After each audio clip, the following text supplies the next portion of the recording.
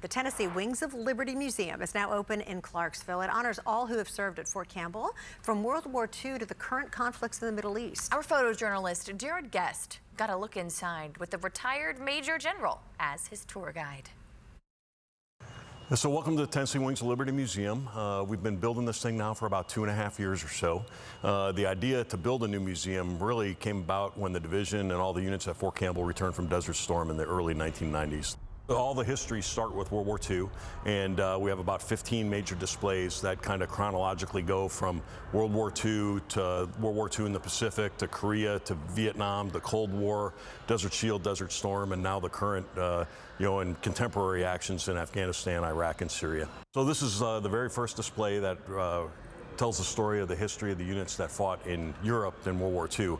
And specifically what you're looking at are paratroopers from the 101st that would have jumped in the night of 5th of June. You see under glass is a real uniform, a real, game-worn jerseys kind of thing. And these alcoves are actual artifacts.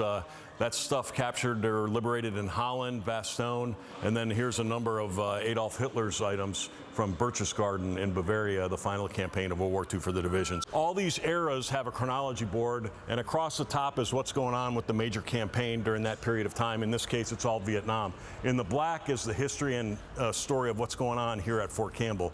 The next line talks about Special Forces and their evolution and growth here at Fort Campbell. And then the bottom one talks about stuff in the news. What you see here is some of the Night Stalker displays. So this is the evolution of aviation equipment and night vision equipment in particular. The Night Stalkers, as the name implies, they own the night.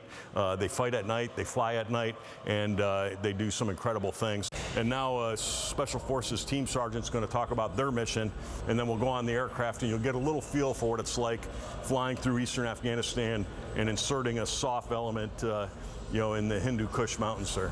So come on in the aircraft here. We're going to take off, we'll be in flight, we'll go through some weather, and then an enemy RPG team is going to engage us, and the door gunner there is going to light them up. Systems are normal, all in green up here. This is going to be a destination museum for anybody that's interested in the military, and in particular the great units that call Fort Campbell home. The museum is free. There is plenty of parking. Plus, TriStar Health just donated $100,000 to help support the museum's efforts. How generous is that? Okay, First Alert meteorologist Bree Smith is the woman of the hour with big news to share about how hot it's going to get this weekend.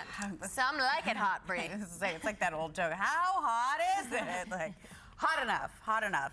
Into the 90s for the first time this year. We keep track of when we touch 90. That's an important threshold. We also keep track of 95.